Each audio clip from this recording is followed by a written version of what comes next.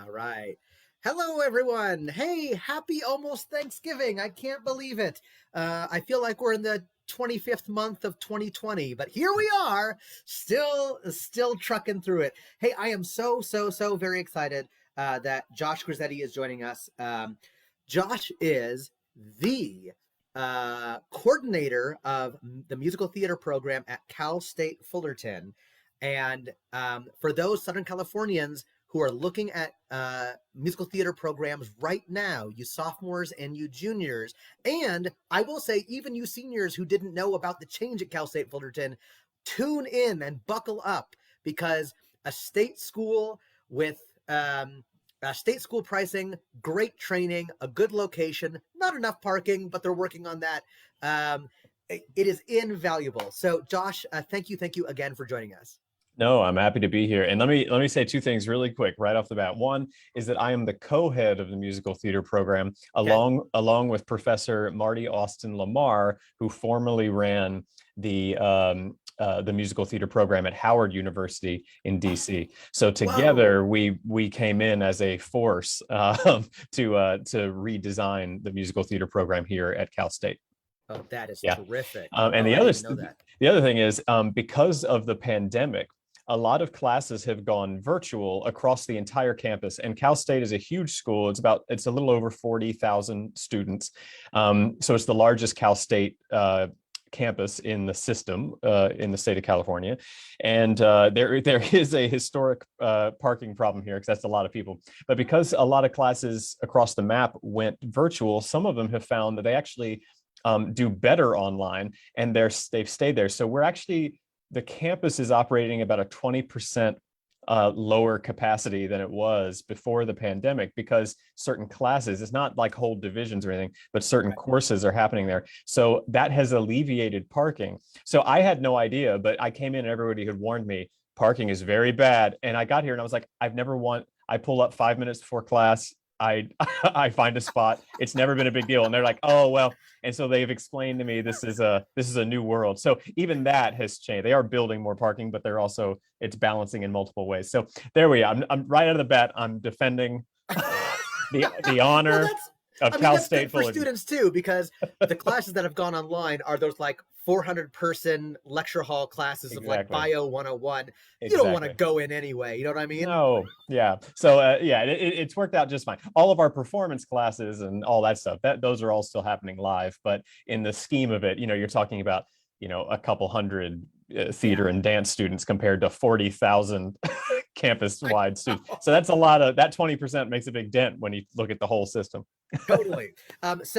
Josh, I told you before, I have not done the usual social media stalking that I do for guests before I interview them because I sort of wanted to skip the trailers and just be surprised in the moment. So tell me a little Yeah. bit about you and your bio, and then how you got to Cal State. Okay, so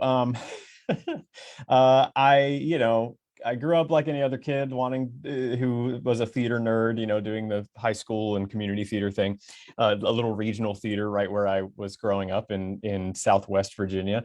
I went to North Carolina School of the Arts for high school, so I graduated with a high school diploma in drama. Wow. And then from there, I knew I could sing, but that I needed to I was not a professional level singer. And so I felt like I needed to go to a musical theater school for a BFA. So I ended up going to the Boston Conservatory. And I finished my BFA there in musical theater. And straight away booked a regional contract that gave me my equity card, which at the time was harder to get a hold of than it is today because Yes. rules have changed. But so that gave me my equity card. The director from that production over the summer. It was a Good Speed Opera House, which is a really nice regional theater outside in Connecticut.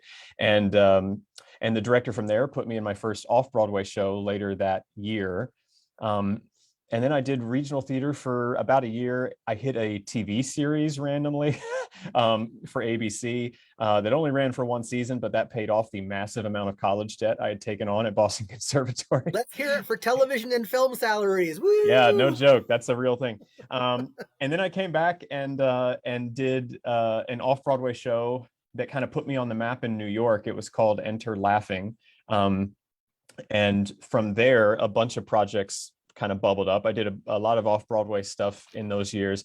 And then eventually a Broadway play, a Neil Simon play called Broadway Bound, that was very troubled, but happened. And and then It Should Have Been You was a musical that I originated on Broadway. And then I took over for John Cariani the following year for Something Rotten, Oh, closed the Something Rotten company in New York, and then went on the first national tour with that. oh, cool. Um, that event, I'm giving you the very nutshell Yeah. version. That took me out to the West Coast. At the end of that tour, I just stayed on the West Coast because I'd done several, 8 show a week show runs for about 4 or 5 years, and it was just time to take a break from that schedule Yeah. and focus more on TV and film. So I landed here about 3 years ago in LA. I booked a pilot for NBC. I did a national network commercial for who cares, but it was good. And and then the pandemic hit, and now I was stuck out here, which I was thankful. Being in Yeah. Los Angeles in sunny Southern California weather during a world shutdown is not the worst place to be. So I was thankful that I was here, but I realized the business was shut down. I always wanted to teach, but I had always dragged my heels in getting an Hmm. MFA. You have to have an MFA to teach in higher ed. Right. I knew I wanted to teach in sort of conservatory style training because Yeah. I came from the profession and that's where my mind was. And so I thought, hey, the pandemic's happening, the world is shut down. Maybe I should just double down on that idea of getting an MFA so that later in life maybe I'll want to teach with it.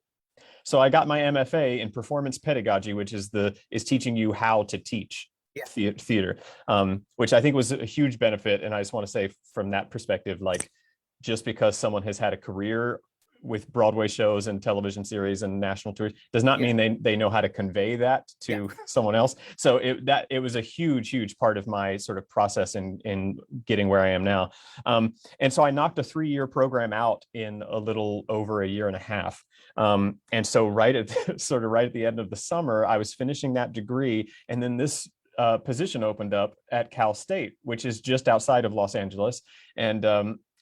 And I kind of thought, well, this isn't. I wasn't planning to go into this so quickly, but I'll throw my hat in the ring and see what happens. And then it just sort of all fell into place. So here I am at Cal State Fullerton, heading their musical theater program. Oh, that's terrific. Um, okay, so by the way, before I go on, say the name of your co-head of the The program. co-head of the program is Professor Marty Austin Lamar. Got it. So he or she He. he comes from Howard University. In case you're not familiar with Howard, Howard is like the like Godzilla of historically black colleges and universities. So I'm really excited that we're bringing that kind of power of black voices and black perspective to Cal State Fullerton in Orange County. That's a huge deal. I Huge. really, really love that. Yeah, huge deal. And he's making enormous strides in sort of increasing the sort of diversity and culturally aware footprint of the campus and the department.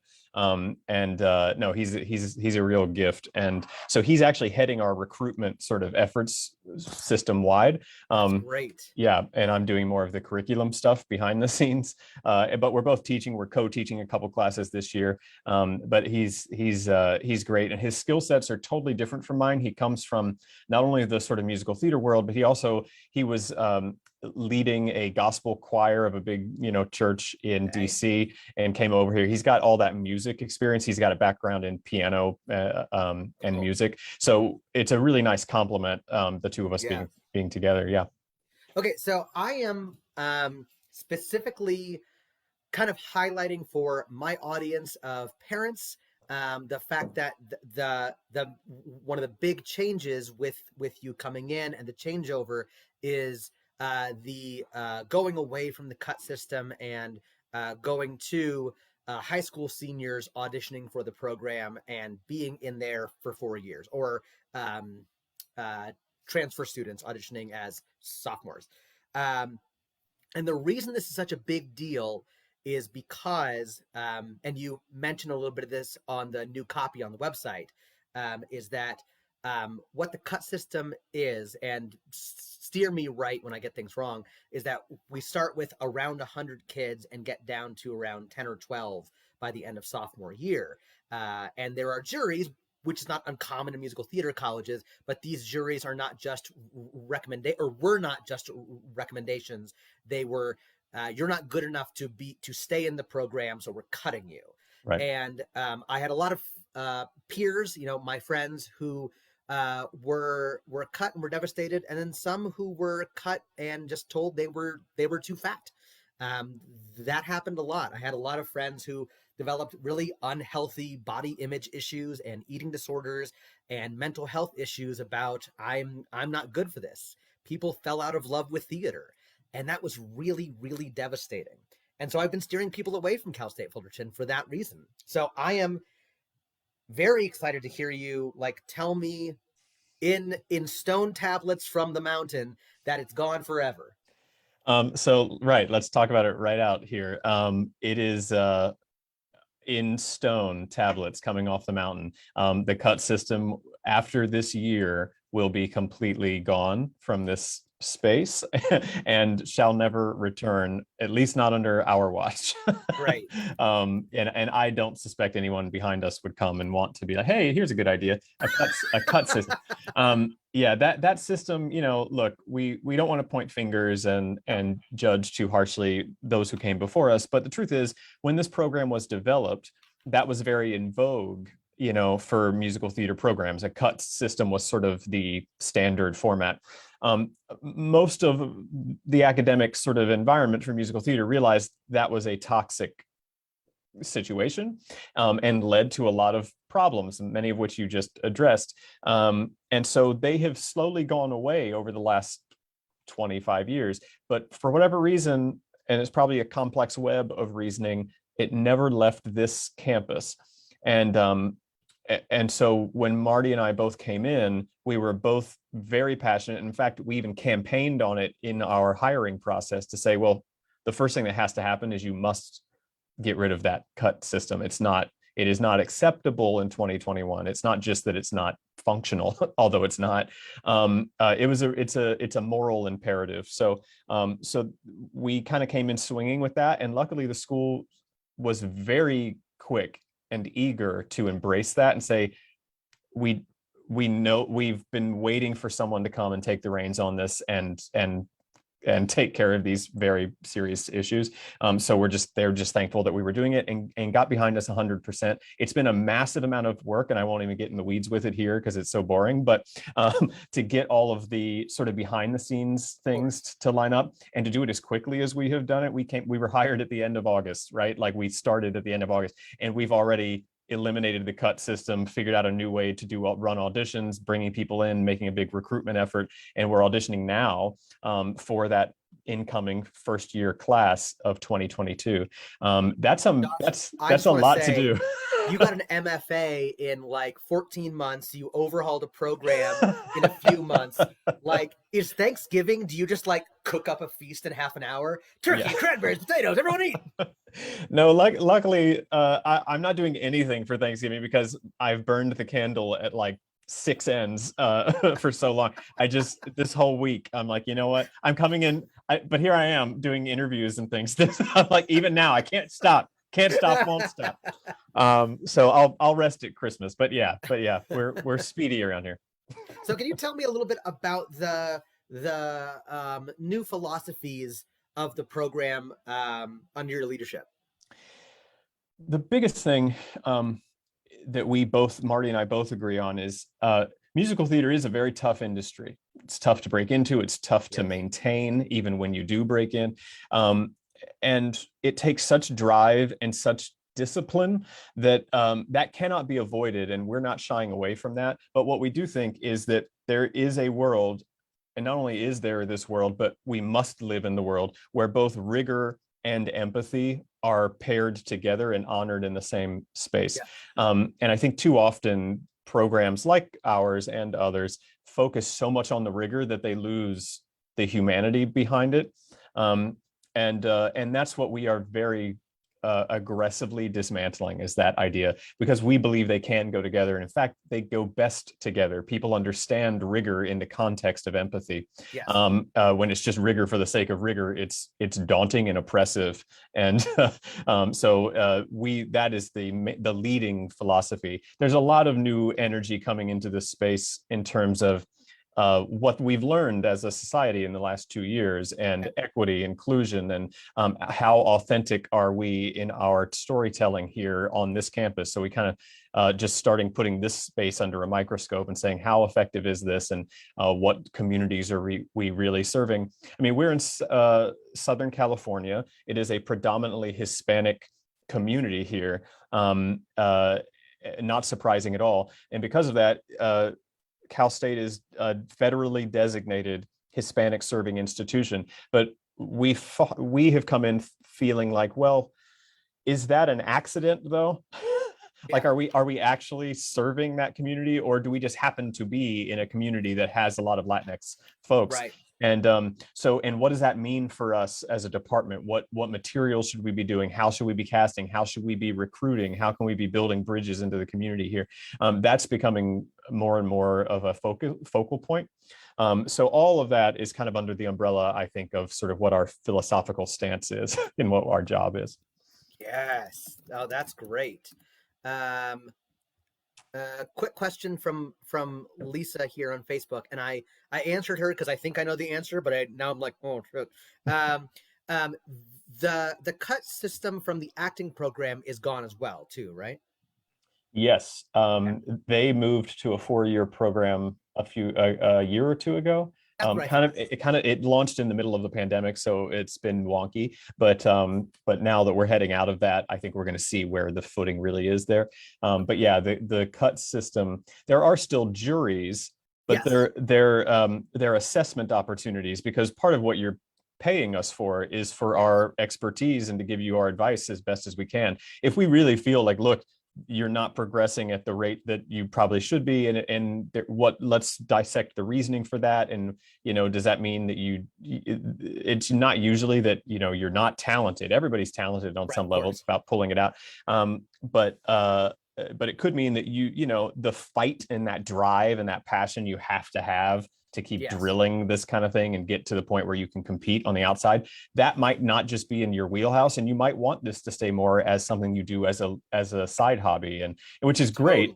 But in that case, we would advise you about that, but you'd still have complete control over it. If you wanted to graduate with a BFA, you totally could. If you wanted to switch to the BA track and diversify your portfolio a little bit and study other things, then we would, honor that choice too. But the point is, you're getting the feedback. You're just not getting these mandates like, you're not good enough, get out. But yes, but the short answer to the question is there are no cut systems anymore across any of our programs. Awesome. So we talked about the new philosophy in terms of empathy, inclusion, and equity. Now let's talk about that rigor. What kind of vocal and acting and dance training does an MT student receive? In terms of like, what is the student mandated to take? So this falls into my wheelhouse, because like I said at the beginning of this, my real sort of push and what has been delegated to me is rebuilding the 4-year curriculum. And to be very clear, previously, what the cut system meant was that the program didn't really kick into full gear until your junior year, when you had gotten it down to just those 12 students. And what we wanted to do is expand all of that into all 4 years. So previously, you didn't start private voice lessons until your 5th semester, which is junior year. Now you'll start private voice in the fall of your freshman year, and you'll have it all 4 years, the way that you must if you want to compete with every other BFA program that's offering just that.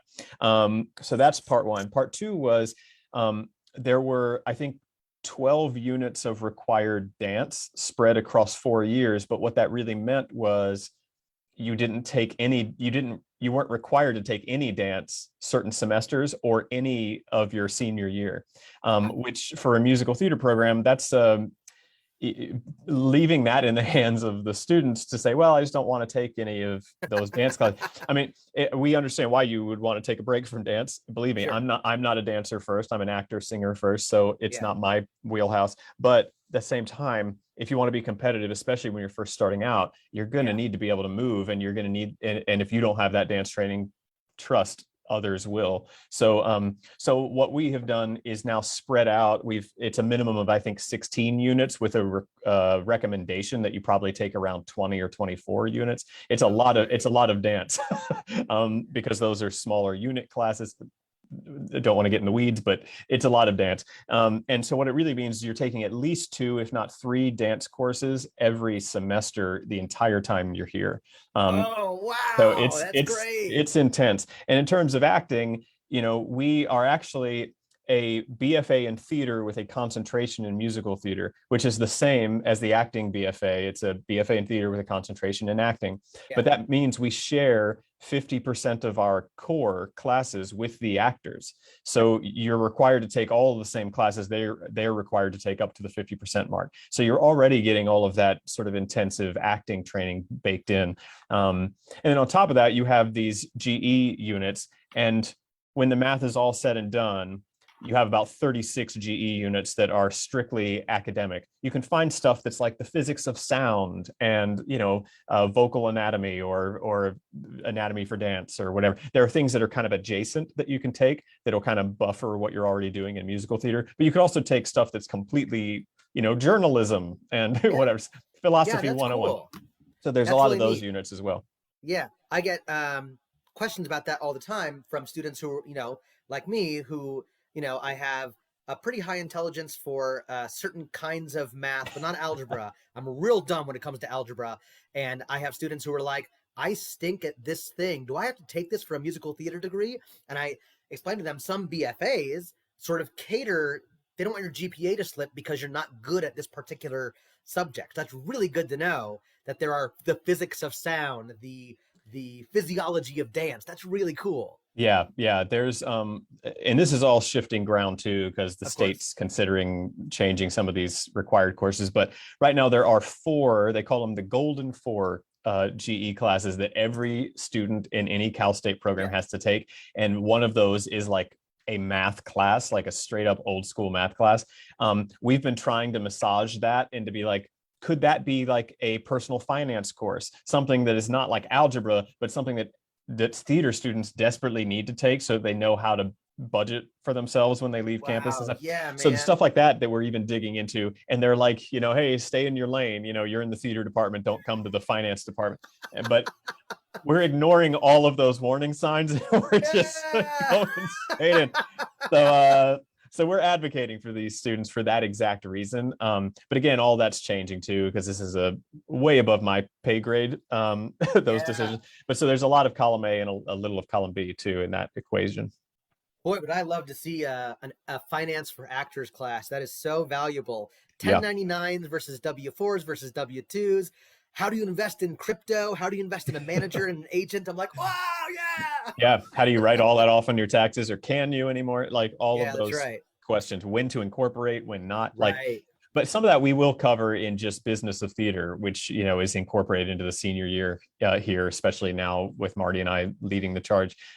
That's sort of my wheelhouse. That's what I was always interested in, was being the bridge between academia and the industry. So, so I'm passionate about making sure people understand all of those nuts and bolts too. So that is baked in a little bit, but a full on, personal finance for actors would be amazing. So Allison has a question. It's funny. I feel like you and Allison might know each other. She's in a bunch of Broadway shows, I think around the same time that you were in New York. She asks, are dance classes leveled? Meaning if someone comes in and they're Baryshnikov, do they have to start at Jazz 101? They are leveled to various degrees, and we're actually pushing them to take it farther. To open up more advanced levels, because we do have some students, not most, but some, who are exceeding the dance, the basic dance courses. The thing is, we have a dance department here as well. And when you go sort of at a certain point in the training, you stop taking classes with the musical theater students and you start taking classes with the dancers. So there is sort of an extra layer of that tiered system as well. Whether or not you can start, that's a question that I don't know, because I'm not in that sort of arena here. I would assume you could assess be like right off the gate, like I'm already ahead of this. Can I start at ballet 3? I assume that would be possible. It would just require the instructor's permission to waive the prereqs. But it is also, we're looking at that for the basic music theory class as well. Like I know that's waivable because that's sort of more in my ballpark. So so I imagine they're comparable in that way. If you come in already playing piano and already reading music, you don't need to take Music 101, and that just becomes a free elective that you can take in any other category. So we do want to cater to each student in that way. So I imagine dance is following suit there, but I'm not. That's a 90% sure rate. Okay. No, that's good. By the way, ballet 3. You just saying that out loud gave me shivers down my back. I was like, God, I was lucky I got out of ballet 1. Yeah, I don't think I ever saw ballet 3 in my undergrad, but God bless. Some people do, and that's great. Good for them. So what are the performing opportunities like for students, especially freshmen, when they get into the program? Well, so this changes now because we've extended this to a 4-year degree. And I do believe, unlike some other programs possibly, and we have the BA track, we have the BFA acting, the BFA musical theater, and now a new track coming online in the fall, which is a BFA in devised theater and performance. Oh, cool. Yeah. So a whole new thing too. But what was I talking about? I got interested in devised. Performance opportunities. Performance opportunities. The freshmen. So unlike some of the others, musical theater, I think, appeals to students who tend to be a little ahead of the curve on performance. Usually the people who come into musical theater programs, they've been taking dance or singing or acting classes for years. And so some of them may very well be ready to perform at the college level in the freshman year. We want to open that as a possibility. But the reality is, you're certainly going to be able to audition in the freshman year. Whether it's realistic that you would be cast is questionable, because theoretically people ahead of you have just got more experience. They've been cutting their teeth, and they've got they're going to have the skill set ready to best you in those years. But is it possible you could come in and compete? It is. And I think we're questioning whether we're going to move our audition season to the semester before, which is happening this semester, for example. So the musicals for the spring are auditioning now. Which, when it comes to the spring, that would mean the freshmen would arrive after the fall shows have been cast. So the earliest they could theoretically be cast would most likely be in the spring of their freshman year. They also have to say this before students and parents go, that's not fair. It's very common for universities to audition for the fall in the spring. So this isn't a Cal State Fullerton thing. This is pretty commonly done. Yeah. Well, and to be honest, they didn't do that this year. They auditioned at the beginning of the season, and it pushed everything back and made things a little frantic for the production of SpongeBob, the musical that we did. So one of the student complaints was everything was too rushed. And the production side of it, they're like, we had to get costume measurements and we had to build the costumes too fast. And so there's been a push to go back to the system where we did it the semester before. It's not actually settled, and it may depend on the show. We might be like, look, this show we could do a little quicker, and that's okay. So this is a little spongy area. I'm just being totally transparent because I feel like, why not?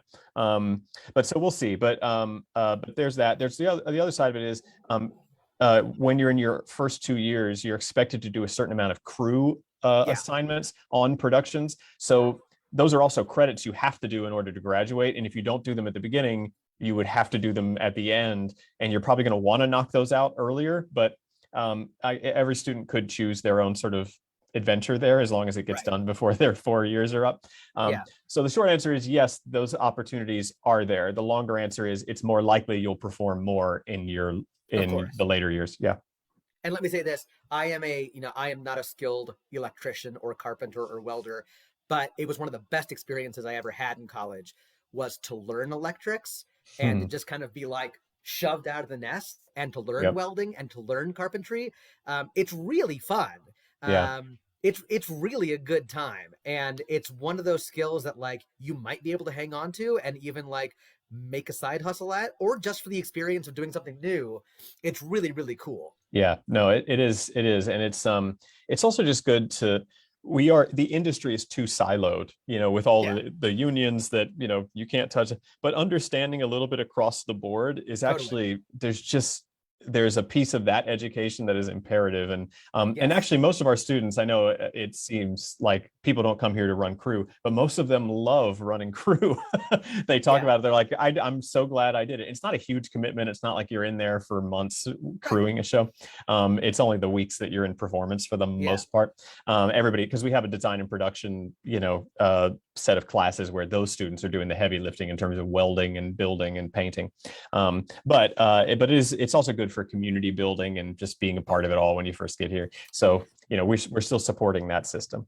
Heidi asks, are those private voice lessons, are they included in tuition or do they cost extra on top? So listen to this. This is where I sleep better at night working at an institution like this. This is a buffet style institution where you pay a flat fee per semester, and it's stupidly cheap. It's like, I mean, it is so. If you're from the state of California, you're Yeah. talking like a little under $4,000 a semester. That my grad degree, I paid more than that per class. Like Oh, that. I just to put it in context, this is a radically affordable institution, and yeah. for that buffet style thing, that's the plate, right? You can pile up as many classes as you want on that plate. If you think you can eat it all, it's up to you. And so the voice lessons are absolutely included in that. They're not something you Wow. pay for on the side. That's all as long as you take those classes in the prime semesters. If you want to pay extra for summer classes or the winter break courses Yeah. to knock some stuff out, you can. That would be an additional price. But if you do it in the normal semester seasons, it's all covered for that very, very low price. Oh, So it's pretty phenomenal. And I have been a big advocate for years, saying there is no theater degree, period, that is worth over $100,000. That's a radical thing to say, and I know in academia that's like other people will want to shut me up really quick when I say this. But here's the reality is that there's only one reason why banks will give you a loan to study musical theater for $200,000. There's only one. And that reason is you cannot write that debt off in bankruptcy. right. It's the only type of debt in the country that I'm aware of that can't be written off. That's right. So you will pay that no matter what happens. And so that's why the banks are like, sure, you want $500,000, go knock yourself out. But that is not, that is, and I don't mean to be cynical, I mean to be realistic. Right. Look at that system and judge whether or not that's a worthwhile investment when you can get the same training, like the same solid training led by Broadway folks, people who have Yeah. walked the walk. Like you can get that same training for a fraction of that price. Spend that money, put that down payment on a house, pay off your wedding, like pay off your student loans. Like, right, you may not even have them, Right. but if Totally. you do, you're talking 4 years on this campus for tuition is under $30,000 for 4 years. That's like that. You can't beat that. And if you went to 2 years at a community college and transferred in, which is not the easiest thing to do, but it is a possible path here, Yeah. then you might cut that number in half. It's like, we want this to be accessible. That's what state schools are built to do. Yes. And not everybody who's super, super talented and capable of being a Broadway star or whatever Yeah. comes from wealthy family. Right. Like that's so the fact that these opportunities exist are very important. And I just celebrate that we're able to do that here. Everybody give me like hearts and likes and wows and comments for that $4,000 a semester, because that's wild.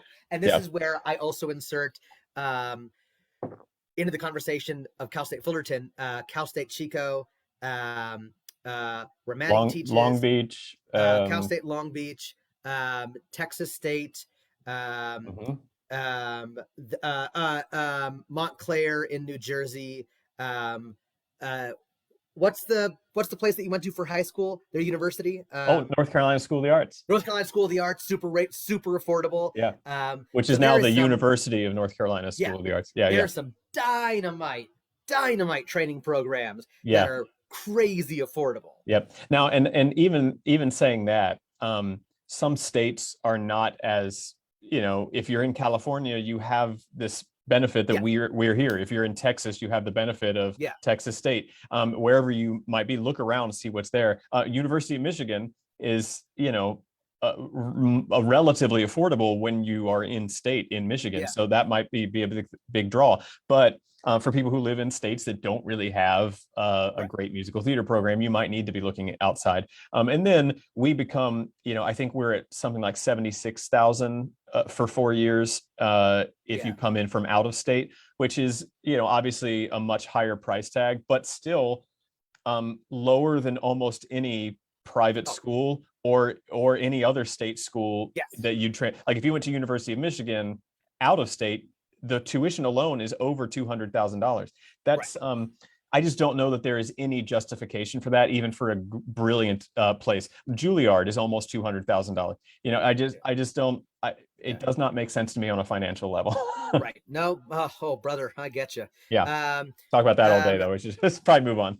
Heidi's asking, are you going to be at LA Unifieds because on the the 5th of February, everyone's traveling to Chicago, so they can't make the virtual audition date that day. Will you be at the Anaheim Unifieds? So this is a little bit of Marty's territory. He's Okay, leading recruitment, and got it. there's a chance. Anyway, there's a chance that I'll be in New York during that whole time to do a Okay, project there. But I don't believe we can be at Unifieds because we came in too late in the season to got it. get on board with it. Yes, But it is in our crosshairs for getting that done eventually, particularly while they're in Anaheim. They're in our backyard. There's no yeah, reason why we would not be involved. We have historically not been, the school has not been, but it is important to us that we get our footprint yeah. there. But the other side of it is, even for the callbacks, which is I think what they're talking about, is we're going to have a virtual option for that, and that may be asynchronous as well, to make Okay, sure that great. people who are tied up elsewhere can still be a part of that. So whatever we have to do to make sure we remain accessible, we don't want anybody not being in the running because of a technicality or a scheduling Okay. problem. So we'll figure it out one way or another. Andrea, I see your questions. I will get to them in just a second. Okay. Let's talk about senior showcases. Do you do them in person? Do you do them digitally? Did you not do them? So again, I'm going to speak the stuff that not everybody wants me to say. Showcasing in New York City is completely dysfunctional. It does not work. And here's a reason why. Back when it was invented, there were like 5 schools that were doing it, and then 10 Right. schools, and then 20. And now there's like 150 or Right. something that come in, and they expect, well, we'll just send out agency invites and they'll all come. If they did that, they'd no longer be agents. They would just be people who watched showcases for a living. Yes. It's not sustainable, and it hasn't worked in probably 15 years. Right. And so I just came in and said, look, this was the schedule as you were planning to go do a New York showcase. If you, the students, want to do that, I will help you stage that, and we will go and we'll do it. But just know that's going to be mainly for us. It's not Yes. really going to be the thing that you think it is. And I have an idea of how we could completely revolutionize it. So what I can't tell you too much, because it's frankly a little proprietary, but It's just us, Josh. It's just just you. us. But here's the thing: we are reinventing what that experience is like. What we are doing is we are going to New York. We are going to be in front of casting agents and casting directors. We are going to be doing workshops with, Broadway folks, both on the dance and the vocal side. And we are going to be doing a performance. This is public knowledge. We will be doing a performance at 54 Below, so people can come see it. And it's a performance opportunity that will be recorded, and you'll have demo footage and whatever. But the reality is most of what Showcase used to accomplish is going digital. And it's not about doing a virtual showcase. It's about having digital content, demo footage that you can use in perpetuity, so that is where we are spending our resources, and that's where we're focusing our attention to make sure that people can be competitive in 2021, not trying to be competitive in the mode of 1993. So it's all being revolutionized, but the system is still there. The puzzle pieces are all there. They're still getting that experience. We're still building a bridge to New York and showing them what that's like. And accomplishing probably at a better rate what they were trying to accomplish before. So that's the slightly cryptic but also slightly transparent sort of wheelhouse of what we're doing there. I try to explain to people that showcases are they are cool. Like, it is real cool to go to New York and inhabit an off-Broadway house. That's really cool. But it's just this domino of maybes. Maybe an agent comes or a casting director comes, maybe they like you, maybe they sign you, maybe they get you in a room, and maybe you get a job. That's not what a showcase is designed to do. I would much rather that you get great training so that you on your own go to New York and then you kick butt, and then an agent goes, hey, that person's kicking butt, let me sign them. That makes a lot more sense than somebody trying to throw out a wide net. Yeah, and you're lucky if they sent an intern or something, and I will say this, although I won't say what it is, we do have one ace up our sleeve there that will probably in the future become mainstream, but right now it's sort of under the radar, and we're using it as a like a secret weapon. So we have a little bit of some secret sauce in the making there that's hopefully going to pay out in results of getting more of our students who are interested signed with agencies either in Los Angeles or New York, depending on where they want to go after college. But so it's exciting stuff, though, I'll tell you that. Okay. Can a student double major, or can they minor in something else? Now, I'm not talking pragmatically, because obviously, double majoring with a BFA is incredibly difficult, but minoring, are they permitted to minor in something else? Yes. So let me say two things. One, and this is not to point fingers, because I don't even know who this really would apply to, but I do not believe that any BFA in musical theater that even suggests that it's possible to effectively double major in something else, I don't believe that's a good musical theater program. Right. I just don't know how that is realistically possible. It's already impossible to teach people 3 art forms in 4 years. Yes. That's crazy. Right. And not really possible. We're all doing the best we can to get you as close to that as we can. And most of it, when we're successful at it, it's because you started much earlier than college. Let's just be very honest about what this is. And if you haven't, then we'll get you as close as we can. But to say that you can double major in something, I just don't see how that is remotely possible. No. So that's not even an option here. And I take pride that that's not an option. Right. It is technically possible to minor in something else, particularly if you use those 36 GE credits to apply towards very specific things. So if you, and we have a student right now who's a senior who is, she's either she's minoring in psychology or marketing. I can't remember which it is.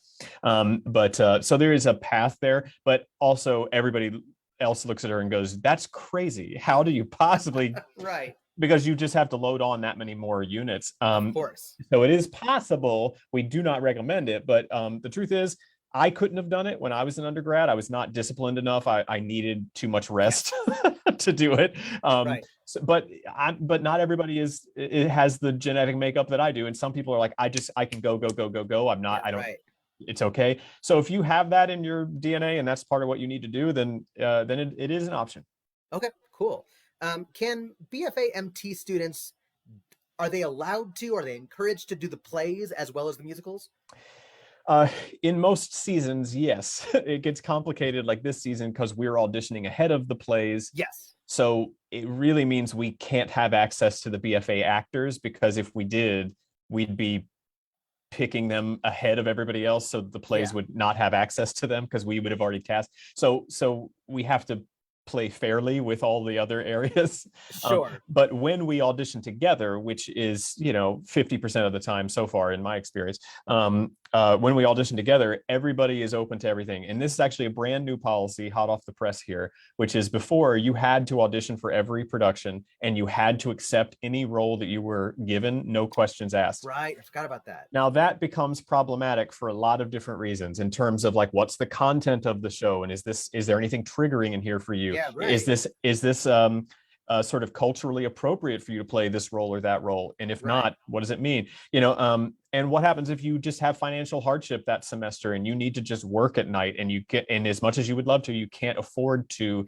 be a part of the, we kind of really fought hard to dismantle that and make it a little softer, so that if you have, and it is a privilege to be able to plow through 4 years of college without having a job at night, and you can just do every show that we have in every season, then absolutely, like, step up to the plate and we want to support that student. But for students who can't do that, we want to support them too, and we weren't really able to do that under the previous policies. So now the new policy is, and we're piloting this season, but I think it's going to go well, is students audition for what they want to audition for.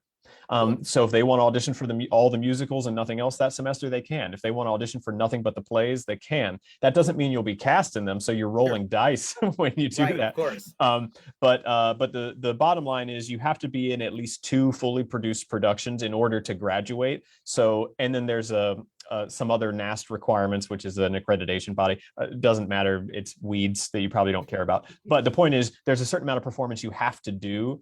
Some of that is you have to do at least 1 production in your chosen concentration. So you couldn't be a BFA student in musical theater and then never do a musical. Yes, right. You have to at least do 1. But the truth is, we're doing 2 main stage musicals every year. So that's 8 musicals you'd have access to. So to choose one of them at some point and do it, if that was all you want to do. But also you could fight to be in all of those if you wanted. So it's as wide open as you want it to be. We want to make it so the student has agency, however they want to apply that agency, and for whatever metrics they need or whatever priorities they have creatively or personally. So so there's a lot of opportunity there, but absolutely, we actually encourage it, especially with the devised theater coming online. I keep saying online. It's a dangerous thing to say in a world where we just came out of the pandemic. I mean, it's launching. It's not. It's not like an online degree. It's very physical. You've got to be in the space. But that's a whole new world, and a lot of people are like, "What is devised? And do I even want to do that?" But the truth is, it's that much more experience in things that you're not as familiar with. Like, we're so used to starting with a script and starting with the music. What if you dismantle that system and start from the actors and work up from there? It's a totally different thing, and it's a totally different skill set. It might be something you love, it might be something you hate, but I think experiencing that is an incredibly powerful thing. Same with Shakespeare. A lot of musical theater students think, I hate Shakespeare, it's so weird and it's not my thing. But weirdly, musical theater students having an ear for music and rhythm and all that stuff, and heightened sense of language, which we do all the time in musical theater, that is exactly the same skill set that a good Shakespeare actor has sort of authority over. So I encourage it. I hope our students are taking advantage of that, but they don't have to. It's up to them. They'll choose their path. But yeah, it's available. We are so in line on so many things. It makes me wonder if you have the other half of this locket. You know what I mean? Like, yes, Annie. You're my daughter. You're my little girl. Okay, so we just have a couple questions from parents. Andrea wants to know, is there a way to submit a pre-screen for theater arts performance in addition to MT? Your pre-screen video, if you send it in for musical theater, will be seen by the devised theater faculty and the acting faculty, which means if you and actually when you submit it, you can actually say in the file, Joe Smith, musical theater, acting and devise. Like you could put them all, and then it will draw all of our attention to it. Oh, If rad. you Okay. just say musical theater, everybody will still have access to it and we'll still watch it. And they may reach out to us, hey, this student only said musical theater. Do you mind if we court them? Yeah. Because they want, if they see somebody who's a great actor, they're going to want to talk to them too. So we're all a part of it. We operate sort of as a unit. Of course. And and we're actually quite proud of that. So yes, so the answer is you don't have to do anything special. Awesome. It'll go out to everybody. Lisa asks, "Hey, we're coming to visit from Chicago in early December. How can we sign up for a tour of the department? Would that just be an email to you?" You can email me. You can also email the theater coordinator. Her name is Hilda. But anytime it says, theater department at fullerton.edu, that goes to the theater office, which is Hilda. And she can definitely set something up. If you're specifically interested in musical theater, it's just as fine to email me, and we'll have a student or somebody will walk you through the spaces that are most applicable to the theater folks, the musical theater folks. But yeah, we can figure that out either way. All right. Heidi asks, "Are there dorms on campus?" Yes, I can attest. I have been in the dorms on campus, and there's also a ton of student housing that's not property of the college. There's a ton of like student apartments that are almost on campus. So there's tons and tons and tons of housing. Yeah. Is there study abroad? Is it possible to do a fall or spring semester, or are we limited to just the summer and the winter? That's actually, I am not aware of any student who has done this in the normal semester season, because there's so many required classes that I don't know how many of them you would find in other places across the world. That's what I was thinking. Yeah. Yeah. So I don't know that anyone has done it, which makes me think it's not really possible to do or not very easy to do. So I would I don't know. The cold hard answer is I don't know, but I would suspect it's not likely. But that is a question that should be directed toward Hilda over in the theater office. She'll definitely know what options there are beyond that. And if the answer, by the way, is it's not possible, again, that is like the answer for about 95% of BFA musical theater programs. Your schedule is just so packed. There's not a way to go abroad except for programs that are like built that way, like University of the Arts, because it is an all arts college. You can do a study abroad and your curriculum is not interrupted. But for the majority of musical theater programs, you're just going to be too busy. What I did is I did a summer abroad, and that was so cool. So you take like an architecture class and you live in Mexico for 3 months, and it's so cool. Yeah, and the truth is, I'm slowly becoming one of the musical theater academic advisors. So I do have some sort of ability to look at comparable courses and trade them out and make sure that you. So if a student is really, really interested in that, I would do the best that I could to help walk through, well, here would be the possibilities based on whatever program they're looking at. What are the correlated courses, and can we swap some of them out and approve them as replacement courses for this semester? At the end of the day, I want people to do whatever they feel like they need to do with their education. So if there's a way, we'll find it. There's a question here that sort of goes back to like old times, now times at the college. Heidi asks, are you allowed to do regional theater while in the program? And every college has their own policy. What's the policy for doing shows outside of the college? The official policy is yes, you can, and they can actually count towards your production credits that you have to do on campus. So you'd get like a special sort of course waive for that. Yeah. The problem is, what makes it tricky is the only ones that can get approved are ones that do not affect your other classwork. So, or at least not enough that it would be really detrimental. So if you have a 4-week rehearsal process that'll take you out of classes for a month, that's probably not going to get approved. But if you're like 2 weeks and some of those days you can still be in classes and whatever, we're going to work with you as much as possible. I'm a firm believer that if you can get industry credit right now while you're in college, you should. Absolutely. because it can do nothing but help you, not only in your training, but in your professional life after you graduate. So I want to find ways to make that work as much as possible, but it's kind of within reason. There's a certain point that Yes, it of course. becomes too problematic. But ultimately, yes, there is a policy in place that would allow that. Awesome. Awesome. And it is hard, but my buddy Devin, who was in Mean Girls for forever, she's a graduate of Fullerton. She and I worked at Disneyland at the same time. So like she worked once a week, like on a Saturday or a Sunday when she wasn't in shows or classes at Cal State Fullerton as a princess. So it Mm-hmm. is totally possible. It's just a very tight schedule. You have And to be. yeah, there is there is a running joke that this is they call it Cal State Disney. uh, and it's because we're 15 minutes from Disneyland, and Right. a lot of our students are performers at the theme parks around, because there's also Universal is north of us. We have another place called Knott's Berry Farm that does a lot of shows, you know. Yeah. So and there's a couple other things, you know, right in Buena Park. That's where all that fun stuff is. Yes. So there's a lot of like theme park performing around this area. It's a Yeah. destination for that. So a lot of our students will moonlight at those places, Yes. doing parade performances and princess things.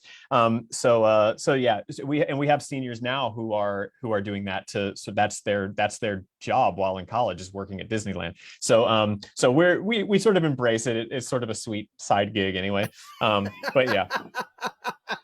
um, Josh, I cannot thank you enough for your time and for educating all of us about the big changes, the big awesome changes at Cal State Fullerton. I want to remind you that Cal State Fullerton will be one of the colleges that we highlight when we go in depth on December 17th.